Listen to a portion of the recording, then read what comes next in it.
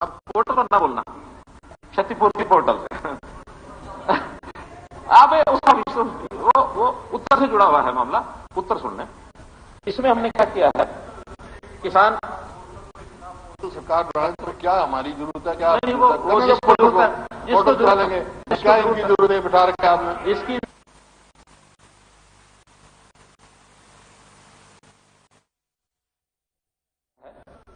किसान तो सरकार बढ़ाए तो क्या हमारी जरूरत है, क्या नहीं, वो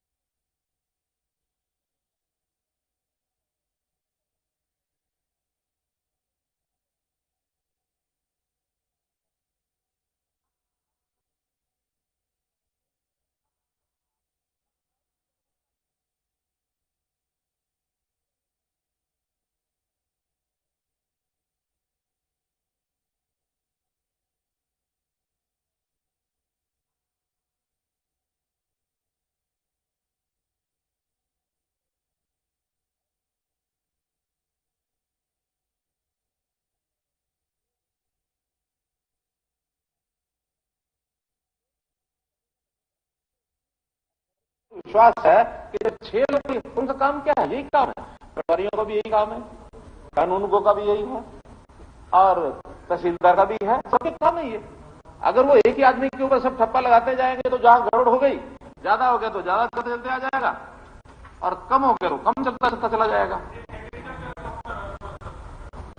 तो अभी तो जो ये है, इसमें एग्रीकल्चर का भी रोल बता रहा हूं।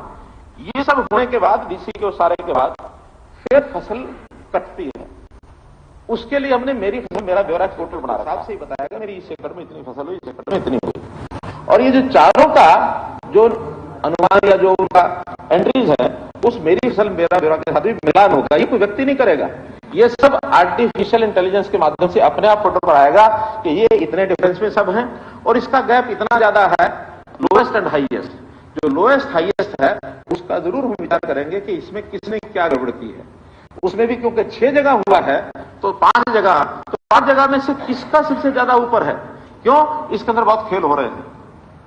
खेल ऐसे ऐसे हो रहे हैं, एक जिले की एक फसल का हमारे पास शिकायत आई कि खराबा हो गया, 3 साल पहले की बात है। उस समय सारी व्यवस्थाएं नहीं थी, केवल मेरी फसल मेरा ब्यौरा था और कोई फसल नहीं थी, और कोई ये व्यवस्था नहीं थी।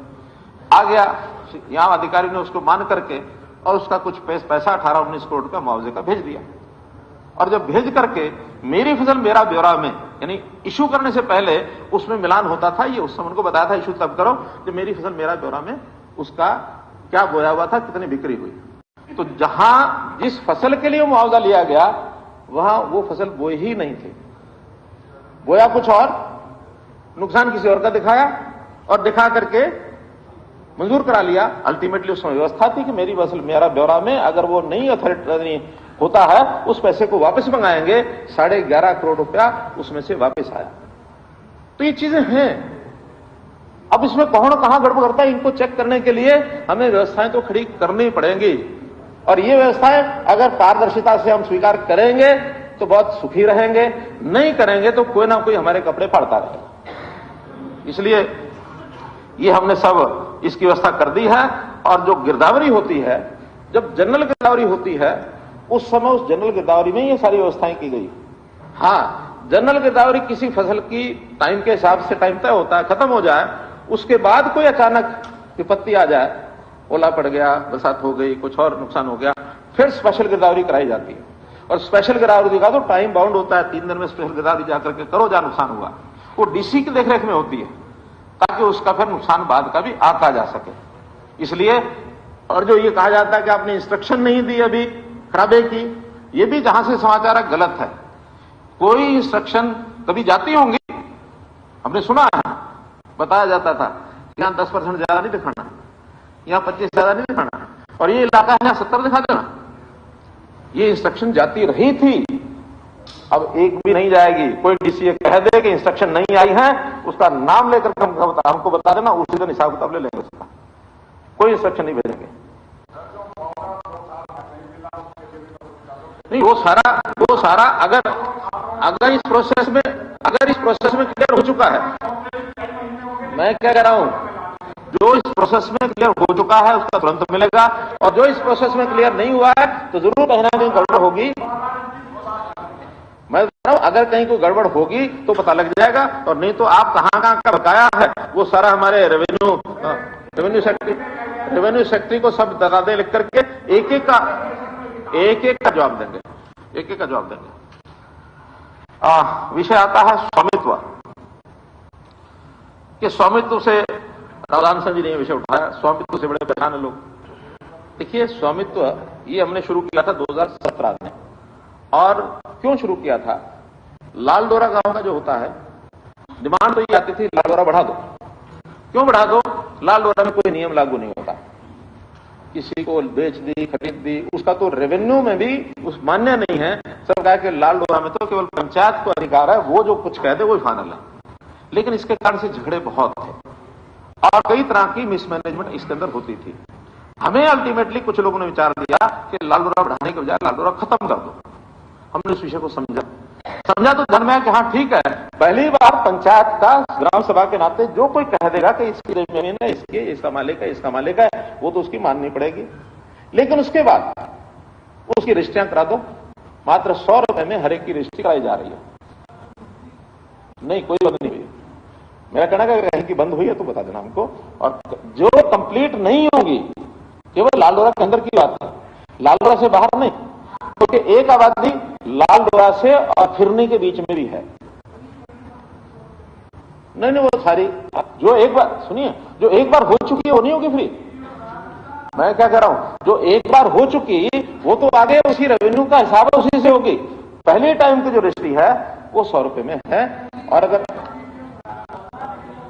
मैं कह रहा हूं अगर कहीं की बंद है तो मैं उसकी जानकारी ले लूंगा।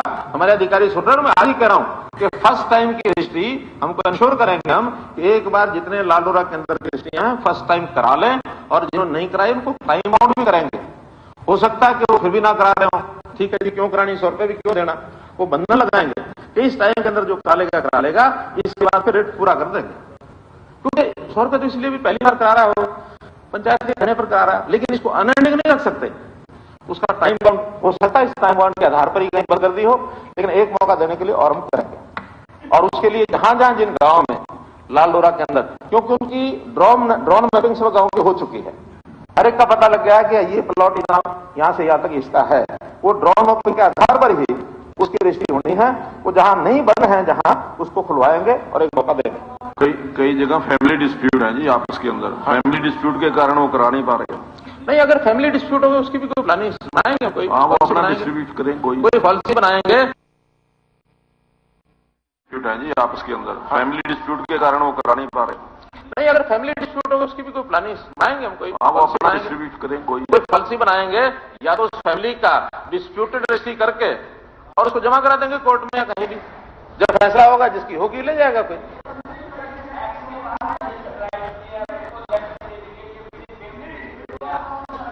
मैं कह रहा हूं अच्छा डिस्प्यूट भी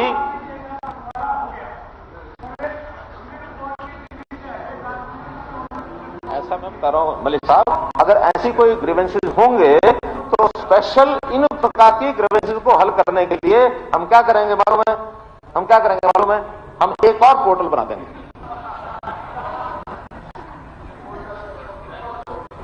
देखिए, जानकारियां तो लेनी है वहां से, अब कर देंगे। तो आगे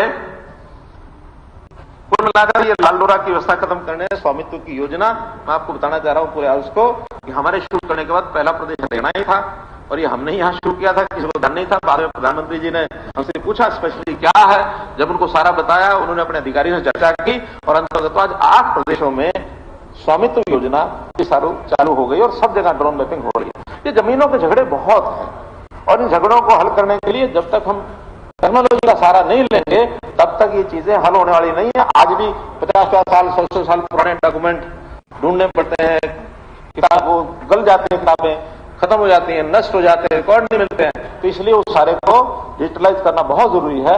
इस पर हम सारा काम कर रहे हैं। विषय था केएमपी। केएमपी को ये क्या है? ये नेशनल हाईवे है, स्टेट हाईवे है, या क्या है? हाँ, हमारा कहना है देखिए, ना तो ये नेशनल हाईवे है, ना ये स्टेट हाईवे है। ये एक्सप्रेस वे अलग एक कैटेगरी, ये केवल हमारी यहां नहीं है, ये नेशनल हाईवे ने भी एक्सप्रेस वे बनाए हैं। और एक्सप्रेस वे का जो नियम है वो लागू नहीं होता कि सड़क के साथ साथ सारी जमीन का रेट ज्यादा होगा। इस एक्सप्रेस वे में लिमिटेड एग्जिट पॉइंट होते हैं, तो जो एग्जिट पॉइंट एंट्री पॉइंट है उसके दायरे में तो रेट बढ़ता है, लेकिन पूरी रोड पर जहां ना सड़क से उतर सकते ना सड़क पर चढ़ सकते, तो वहां इसका कोई अंतर नहीं होता, वहां रेट्स वही रहते हैं। क्योंकि अब हाईवे का, नेशनल हाईवे का, स्टेट हाईवे का वो नियम है, लेकिन एक्सप्रेस वे का नहीं है। नहीं, इस बात का नहीं है, सवाल इस बात का है, वहां किसान बैठे हैं। क्यों बैठे हैं? आपने कह दिया स्टेट हाईवे नहीं है, ये एक्सप्रेस वे नहीं है, न ये नहीं है, नेशनल हाईवे नहीं है, और आप उनको एश्योरेंस दिया भी हम स्टेट हाईवे डिक्लेयर करेंगे इसको। नहीं, इसे नहीं। इन द सेंस जो कंपनसेशन है वो स्टेट हाईवे में 1.5 गुना देना पड़ता है, नेशनल हाईवे में 2 गुना देना पड़ता है कलेक्ट्रेट से, ठीक है। लेकिन जब रजिस्ट्री कराने जाते हैं उस एरिया की, तो रजिस्ट्रार जो है वो 2 गुना कलेक्ट्रेट से 2 गुनी फीस ले रहा है। जो लेते तो डबल ले रहे हैं, देते दे नहीं रहे, डबल कलेक्ट्रेट पे 3 रजिस्ट्री, और लेते हुए क्या ले रहे हैं? लेते हुए क्या ले रहे हैं हम? डबल ले रहे हैं। क्या चीज का फीस? नहीं, कोई फीस नहीं। मैं कह रहा हूं, मैं आपको सबूत दूंगा, जो 7% मैं आपको सबूत दूंगा इस बात का, ठीक है, 10,000 का सबूत दूंगा। हाँ, तो उनको यही तो तकलीफ है ना, हम डबल दे रहे हैं, मैं तो कह रहा हूँ कि हमारा डबल मिल नहीं रहा। देखिए, जहां तो कलेक्ट्रेट बढ़ गया है, जहां कलेक्ट्रेट बढ़ गया है वहां तो जो कलेक्ट्रेट है उसी के हिसाब से स्टैंप ड्यूटी बढ़ती है। अगर मानो कोई मन में ये बैठे हो कि आज से 10 साल पहले या 5 साल पहले मेरा कलेक्ट्रेट 20 लाख था, आज वहां 40 लाख। ये नहीं है सवाल ये कह रहा हूँ, जो भी कलेक्ट्रेट है अगर वो नेशनल हाईवे के साथ है तो आपकी एक्वायर होती है उस एरिया में, तो लैंड एक्विजिशन में उसको कलेक्ट्रेट से डबल दिया जाता है। नहीं, वो तो जो नेशनल हाईवे और स्टेट हाईवे है, नेशनल हाईवे और स्टेट हाईवे उसकी बात है। 1.5 गुना वो तो सब ही है। एक्सप्रेस वे की तो मैं कह रहा हूँ, उस पर जो रजिस्ट्री कर रहे हैं, मान लो कोई बेच रहा है जमीन, मैं बेच रहा हूँ और आप ले रहे हैं, तो उस पे कलेक्ट्रेट से डबल जो है रजिस्ट्री का। आप कोई शिकायत किसी से करा दो, दे दूंगा। अगर दे दिया तो फिर सबको दोगे ना? शिकायत होगी, क्या बात है? देखिए, जिम्मेवारी के हिसाब से बात करेंगे। आपको सबूत, आप सबूत दोगे तो मैं वो यही तो तकलीफ है, जब ये बैठे बेरी हल्के कोई गलती बेरी हल्के में कहा आ गया? बेरी हल्का कहाँ एक्सप्रेस में आ गया? एक्सप्रेस में तो केएमपी के साथ की बात हो रही है, बेरी हल्का नहीं है वहां कहीं भी। कहाँ?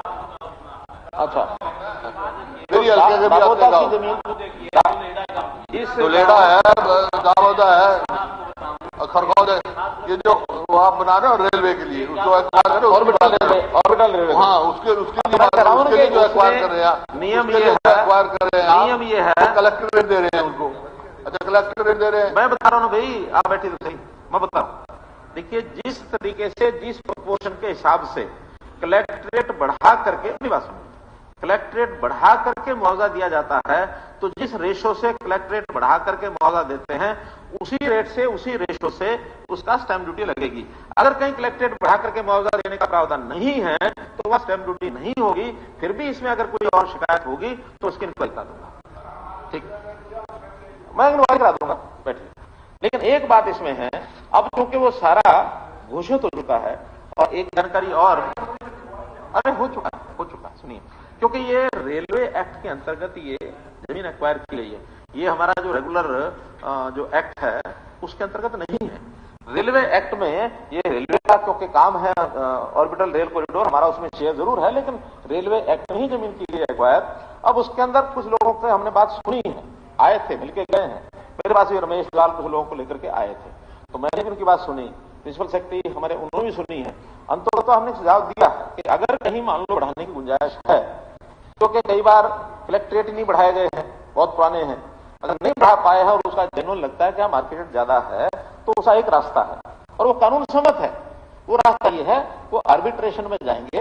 आज आर्बिट्रेशन में एक पक्ष सरकार का भी होता है, तो सरकार की ओर से हम कहेंगे हाँ इसका रेट ज्यादा है और इसमें आर्बिट्रेशन के हिसाब से इसका रेट जो है बढ़ा दिया जाए, ये काम हम करेंगे। लेकिन सरकार उसको बढ़ा नहीं पाएगी, वो कानूनी नियम है, उसका नियम के अनुसार आर्बिट्रेशन में बढ़ सकता है, उसकी मदद हम करेंगे। नहीं, फिर वो तो एक ही बात है, आर्बिट्रेशन में जाए या कोर्ट में जाए, हमारे अधिकार में वो बात नहीं है। नहीं, वो तो जब दोनों राजी हो जाएंगे तो फिर कोई लॉन्ग टाइम नहीं।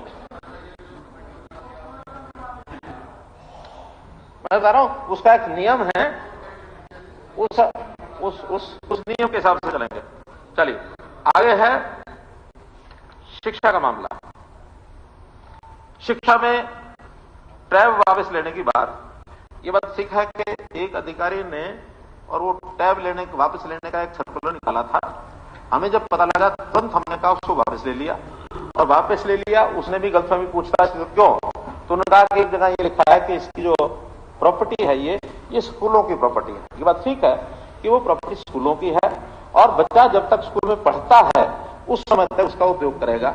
स्कूल लिविंग सर्टिफिकेट के समय उसको वापस जमा कराना होगा। हमने उससे कहा है कि इतना जल्दी लेने की क्या जरूरत थी आपको, उसको एग्जाम देना है, एग्जाम दे करके बाद में उसी स्कूल में अगर वो पढ़ने वाला है तो उसको एसएलसी लेनी ही नहीं है, बाद में यूज करेगा। हाँ, यदि वो स्कूल 10वीं का है, 10वीं के बाद परीक्षा हो जाए, रिजल्ट आ जाए, तब उसे वापस मांग लो, उसका डॉक्यूमेंट उसके बाद दो, क्योंकि ये 4 साल में रोटेशन में उन्हीं स्कूलों में वो काम आने। तो इसलिए मैंने क्लियरली किया कि जो गलती हुई उसको वापस कर दिया, और वो अब वहीं रहेंगे। उनको एसएलसी लेने से पहले कोई भी वापसी नहीं होगी।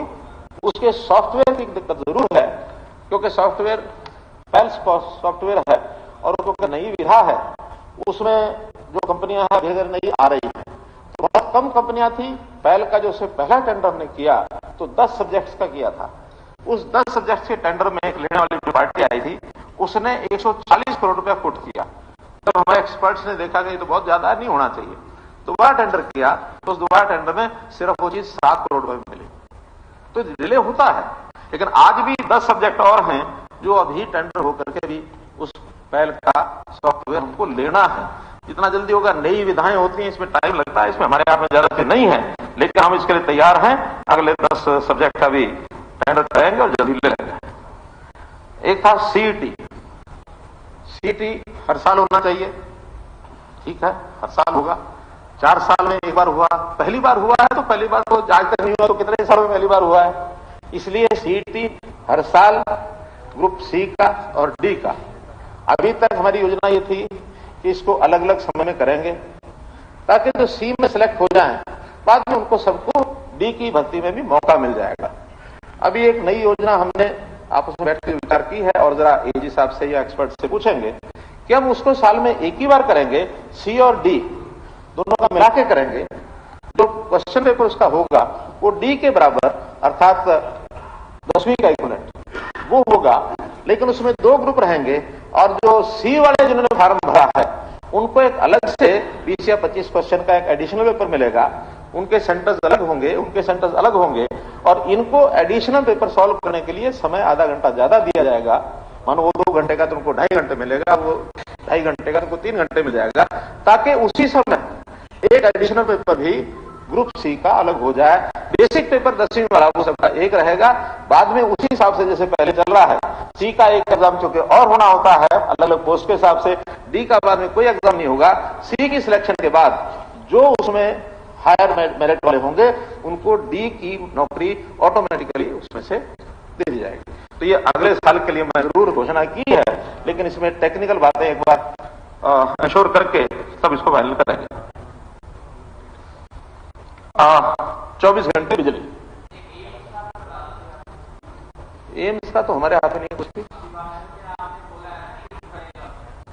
नहीं, मैंने अभी कुछ नहीं कहा।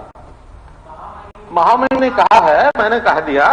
देखिए, उन सारी बातों का जवाब आज नहीं देना मैंने जो उसमें से इंपॉर्टेंट मुझे लगा कि महत्व की बातें हैं, इनको दिया जाए, एक एक चीज का, एक एक विषय का। और कुछ बातें आज, अरे भैया कुछ बातें आज होंगी, कुछ कल होंगी, कुछ सेशन तो अभी और 4 दिन, लेकिन अभी आज, और फिर अभी तो मैं बोल रहा हूं, क्या मतलब बोल ही देता। इतनी जल्दी क्या बढ़िया आपको, इतनी जल्दी क्या बढ़िया, थोड़ा धैर्य से सुनो, धैर्य से सुनो, बहुत विषय है, लेकिन मेरा ये कहना है कि जितने विषय मैं बता सकता हूं उसमें अधिकतम बताने के लिए बूढ़ा साहब तो घड़ी देख रहे हैं कि फ्लाइट तो नहीं है, कोई फ्लाइट तो नहीं जाने वाली। मैं पढ़ूंगा।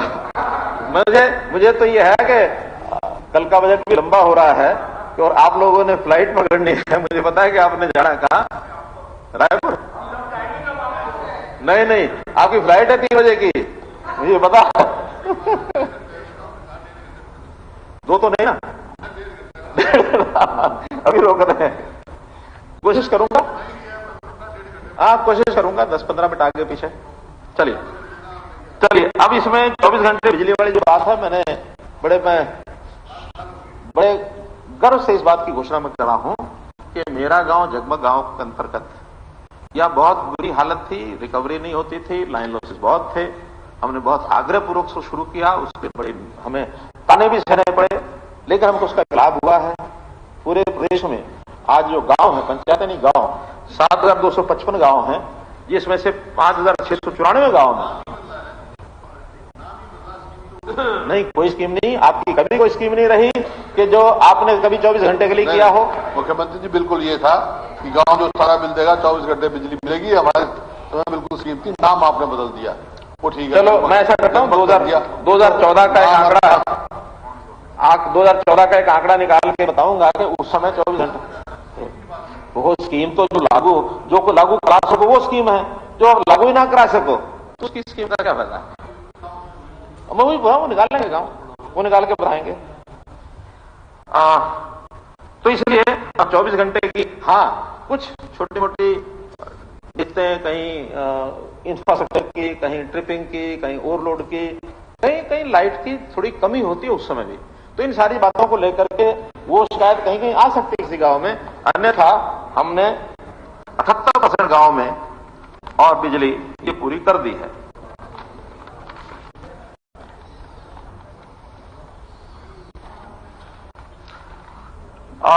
एक विषय अभी आज, वैसे तो विषय समाप्ति होना चाहिए, दलाल साहब ने ठीक अपना सारा जवाब दिया। उसमें जो अटेंशन था 4th मंजिल वाला, उसमें जैसे घोषणा की है कि एक उसकी हमने कमेटी बना रही है, बहुत जल्दी उसका ले लिया जाएगा। उनको कहेंगे कि बहुत जल्दी उसका, क्योंकि लोगों से बात करनी पड़ेगी, वो जो एसोसिएशंस हैं, जो वहां के रेजिडेंट वेलफेयर एसोसिएशंस हैं, क्योंकि बहुत लंबे से ये डिमांड के आधारित पर कभी खुलता है, कभी बंद होता है, कभी, और ये भी हो सकता है कि इसको किसी एरिया में बंद किया जाए, किसी एरिया में चालू किया जाए। इस कमेटी के सिफारिशों के बाद उसका निर्णय करेंगे। लेकिन एक बात आपको जल्दी करना है, तो जल्दी करने के लिए विश्वास दिलाने में भी हमें थोड़ा कठिनाई आ रही थी। आपने कहा कि इसमें तब तक इसको एबियंस में ले आओ, बत्रा जी ने कहा। तो मुझे भी लगता है कि हम आज ये घोषणा करते हैं, इसके बाद नया कोई नक्शा या नई एप्लीकेशन को एंटरटेन नहीं किया जाएगा जब तक इसका कोई फैसला नहीं कर लेते। ठीक है, इस तरह की समिति ये फैसला लेने से पहले हो जाती तो और अच्छा होता। चलो, अरे भाई, ये फैसला तो अब सरकार ने लेना है। सरकार ने ले लिया कि एबियंस में है, अभी वो बंद थोड़ी कर दिया। एबियंस का मतलब होता है जब तक कमेटी की रिपोर्ट नहीं आती तब तक नहीं करेंगे। कमेटी की रिपोर्ट आएगी, हो सकता है किसी जगह करना पड़े, किसी जगह ना करना पड़े, हो सकता है सारा बंद करना पड़े, या हो सकता है सारा चालू रखना पड़े। नो कमिटमेंट, जो सिफारिश आएगी फिर भी डिपार्टमेंट सोचेंगे, बैठेंगे उसका। देखिए, बहुत बड़ा एक विषय है, ये छोटा विषय नहीं है। कुछ लोग आज इसकी फेवर में हैं, कुछ लोग इसके विरोध में हैं, तो इसका कोई ना कोई ऐसा जो जनहित का फैसला होगा वही कराएंगे। इसको थोड़ा टाइम बाउंड कर दें तो ज्यादा अच्छा। नहीं, टाइम बाउंड तो हो ही गया कि अब जब तक नहीं फैसला होता, कई साल तक जैसे मैं कहता हूं तब तक सारे बंद हो गए ना। ठीक है, अच्छा, आपके लिए तो ठीक, आपके लिए तो वो हो ही गया कि भी ठीक, जब तक फैसला नहीं होता तब तक बंद है। ठीक है बस, तो हम तो चाहेंगे कि ये बहुत जल्दी जल्दी हो। ठीक, तो कमेटी हम ऐसी बनाएंगे जो जल्दी से इस पर काम करे। ठीक। हाँ जी, इसका चुनाव से क्या संबंध है? कोई संबंध नहीं। नहीं, इसका चुनाव से संबंध ही नहीं है। टाइम बाउंड तो हो गया, टाइम बाउंड हो गया कि जब तक वो कोई नया फैसला नहीं होता तब तक ये बंद रहेगा। तो ये तो हो ही गया, ये तो फैसला हो ही गया। अब इसमें हम, हो सकता है कि 15 दिन बाद हो जाए, हो सकता है इसमें 5 साल लगाते हैं। आपको क्या दिक्कत है? वो तो जिनके बंद करने की मंशा थी वो तो हल हो ही गया ना। ठीक है, और अब मैं अपने उस विषय पर आता हूं जिसका मुझे जुनून है, जुनून यह है कि भ्रष्टाचार को खत्म करेंगे। क्योंकि मैं इन चीजों से बहुत मेरे पास सुझाव आते हैं, कभी मैं घबराया नहीं, डरा नहीं कि इसको खत्म करना ही करना है भ्रष्टाचार को। और भ्रष्टाचार खत्म करने का सबसे बढ़िया तरीका यही है कि जितना ह्यूमन इंटरफेस कम किया जाए, मानवीय हस्तक्षेप कम किया जाए, जितनी डिस्क्रिशनरी पावर्स कम की जाए, उतना भ्रष्टाचार रुकेगा। मैं वही कह रहा हूं। तो हम जो पोर्टल चला रहे हैं, उस पोर्टल में ई गवर्नेंस और ऑनलाइन सिस्टम, इसको हमने महत्व दिया, शुरू से दे रहे हैं। आज उसका रिजल्ट निकल रहा है। मैं एकदम ये नहीं कह रहा कि वो क्लाइमेक्स पर पहुंच गया, लेकिन रिजल्ट इतने अच्छे निकल रहे हैं कि हमें उसका उत्साह मिल रहा है और बहुत चीजों का लाभ हो रहा है। मैं एक उदाहरण देता हूं। डीबीटी, डायरेक्ट बेनिफिट ट्रांसफर, जितने बेनिफिशरीज हैं अब सब उनके घर में, यानी उनके खाते में पैसा जाता है। चाहे वो बेटियों का कोई अनुदान हो, चाहे वो किसान का पैसा उसकी प्रोक्योरमेंट का हो, चाहे किसी का वजीफा हो, चाहे ओल्ड एज पेंशन हो, ये सारी चीजें अब किसी के हाथ में नहीं जाती, सीधे उसके खाते में जाती हैं। अब उसके खाते में से कोई निकाल करके वो किसी को बांट दे तो उसमें हमारा कोई बस नहीं, वो कुछ भी करे, वो उसका मालिक है। लेकिन अब सीधा जाता है। और मुझे खुशी इस बात की कि पिछले 3 साल से जब से डीबीटी हमने करना शुरू किया है, घोस्ट बेनिफिशरीज लाखों कम हुए हैं। 1150 करोड़ रुपया उसकी बचत हुई, 1150 करोड़ रुपया, ये डायरेक्ट बेनिफिट स्कीम के कारण से। क्योंकि बीच में फर्जी चीजें थी जिसका कोई पता नहीं लगता था, यहां से पैसा निकल के वापस आना नहीं आना भगवान जाने। लेकिन अब बैंक में है, अगर वो आगे डिस्ट्रीब्यूट नहीं हुआ है वो वापस आएगा। जैसे मैंने एक पहले उदाहरण बताया, 11.5 करोड़ वापस आया, तो डिस्ट्रीब्यूशन होगा तो उस खाते में जाएगा, और डिस्ट्रीब्यूशन नहीं हुआ, रुक गया, कोई उसकी आइडेंटिफिकेशन नहीं हुई तो वापस आएगा। इसलिए हमारे लिए तो एक चौकीदारे का काम ये सब कर रहे हैं। और इसके नाते से हमने जितने भी पोर्टल जो बनाए हैं, 100 से अधिक है पर पोर्टल बनाए हैं। ये पोर्टल का कमाल है कि गरीब की बेटी की शादी का शगुन, बुजुर्ग की पेंशन, विधवा की पेंशन, विद्यार्थियों की छात्रवृत्ति एक क्लिक से सीधे उनके खाते में जाता है। जो कट रही है वही पोर्टल से कारण से कट रही है। और क्यों कट रही है, कल इसका मैंने जवाब दे दिया है। जो इनकम टैक्स पे कर रहा है, जिसकी सैलरी, जो गवर्नमेंट एम्प्लॉई हो गया, जो पेंशनधारी है, और 11 सालों से हम उस पर कोई कर नहीं रहे। मैं कहता हूं जो चीजें कल भी मैंने बताया, जो कमियां उसको हम दूर करेंगे, लेकिन पोर्टल बंद करेंगे, ये आप लोग सपने लेना बंद कर दो, ये बंद कर दें। हां, इस चीज में आप लोगों को मैं तो कह रहा हूं, इसमें जरूर आपको जो परिणाम निकलेंगे, उसमें जैसे हमने इतने सारे विषय और कर दिए हैं, जिसका आज सिस्टम बदलने के बाद कितना उसका, पहले तो हर सिस्टम के बारे में आपने कहा ये गलत है, पढ़ी लिखी पंचायत हमने बनाई, आपने कहा गलत है, सुप्रीम कोर्ट ने मोहर लगाई। मैं कहता हूं मेरे हाथ में नहीं है। मुख्यमंत्री जी, सदन का समय आधा घंटा और बढ़ा, चुप कराओ, ये समय तो बढ़ाना पड़ेगा जी, आधा घंटा बढ़ा, बीच में खत्म हो जाएगा तो खत्म कर देंगे। कंक्लूड करता हूं। तो मैं तो ये कह रहा हूं कि पोर्टल का कमाल है कि किसानों की अपनी जमीन की फर्द एक क्लिक से उनको फर्द मिल जाती है, अब पटवारियों के चक्कर नहीं काटने पड़ते हैं। ये फर्द का कमाल है। फर्द का ही कमाल है कि एक राष्ट्र एक राशन कार्ड, कि कोई व्यक्ति कहीं का भी देश में कहीं भी राशन लेना चाहे तो वो ले सकता है। कालका का यानी केरल का आदमी हरियाणा में ले सकता है, हरियाणा का आदमी आसाम में ले सकता है, कहीं का आदमी कहीं। ये सब पोर्टल का कमाल है। तो इसलिए इस ऑनलाइन के माध्यम से हमने जितने भी काम किए हैं, इनको सबको करने के बाद हमने गरीबों को उनके खातों के साथ खजाना जोड़ दिया है। अब खजाना है या गरीब का खाता है, बीच में कोई नहीं है। और ये जो बिचौलिए, जो बीच में सफेद कपड़ी है, धौल कपड़ी है, मैं तो कह रहा हूं ये जो बेरोजगार जो हुए हैं, जिसका आप डंका बजाते रहते हो, वो बेरोजगारी उनके सिर चढ़ बोल रही है। इसलिए ये जो जुनून है, इस जुनून का नतीजा जरूर निकलेगा, इसी शाह समुद्र से नूर निकलेगा, ऐसा मेरा दावा है। विषय तो मित्रों बहुत हैं, लेकिन फिर भी अब आपका बार बार ये कहना है तो मैं इसको अपनी इस बात के साथ समाप्त करता हूं कि हम लोग जमाने के हिसाब से चलें। आज के जमाने में शुभ चिंतक ऐसे होते जा रहे हैं, जो आपका शुभ होता है देख चिंतित होते जा रहे हैं, इसलिए आप चिंतित ना हो, शुभ रहो, शुभ चिंतक बनो। आपका बहुत बहुत धन्यवाद। और मैं अंत में राज्यपाल महोदय के इस अभिभाषण के ऊपर अपने चर्चा का जो हुई उसका उत्तर देते हुए मैं स्पीकर साहब के माध्यम से सदन को निवेदन करता हूं कि इस प्रस्ताव को, जो धन्यवाद प्रस्ताव है राज्यपाल महोदय के भाषण के ऊपर, इसको सर्वसम्मति से पारित कराए। बहुत बहुत धन्यवाद।